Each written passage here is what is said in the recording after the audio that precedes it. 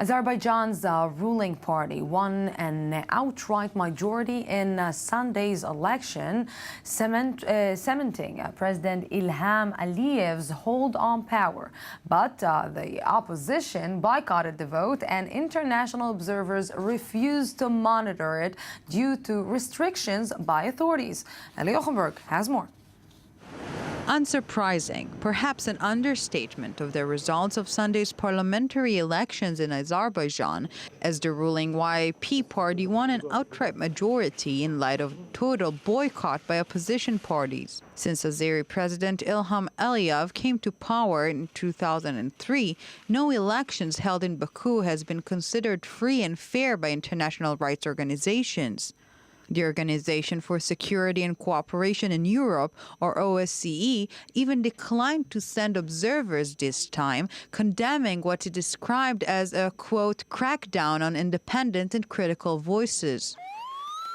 The government has been accused of sending political opponents to prison on fabricated charges and imposing rules that limit the ability of other parties to campaign on their own. As one example, the YIP receives free commercial time, whereas opposition parties must pay high rates. The oil-rich former Soviet satellite has been ruled by the Aliyev family since 2 years after the 1991 fall of the USSR. The premiership was passed on to Ilham after his father's death.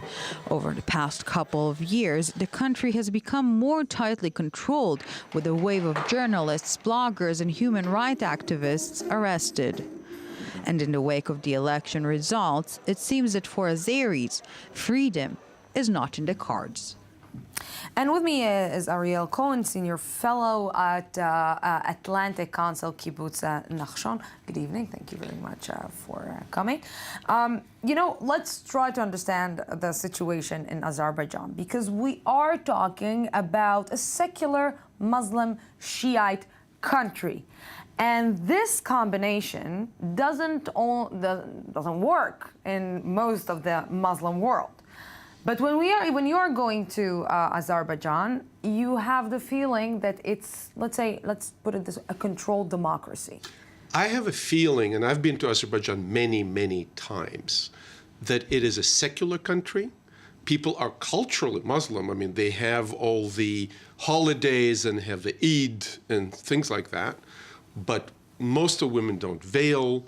They go to universities, etc., etc. And the challenge to Azerbaijan is the influence from Iran, from the south, where they're sending propagandists and mullahs and telling parents, don't send your girls to mixed schools, and pull the girls out of schools. So that's one challenge. The other thing is, Azerbaijan was the first country in the world, I think, that women had equal rights and voted in 1918. In the United States, where I live now, and Kibbutz Nachshon is my in-laws, but the Atlantic Council is in Washington.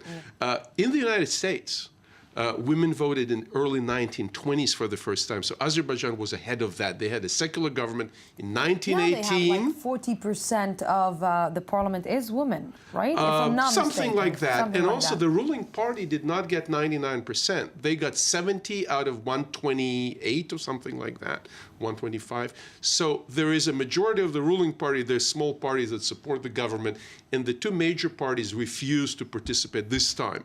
One of them is a traditional Turkish nationalist party, and by the way, Azerbaijanis speak a language very close to Turkish. So the Shia on the one hand, they are Turkic-speaking on the other hand, and they are probably more like Ataturk Turks rather than the I want to AKP understand Turks. this, but right. when you are visiting Azerbaijan, and I visited Azerbaijan once, and for me, it had the feeling that everything is clean, everything is in order, everything is beautiful, everything is, but something is missing. It seems it's very strange that one person is dominating and controlling this country for a long, long time now. Where is the opposition in this game? Well, the opposition is not in jail. I mean, these parties are out there.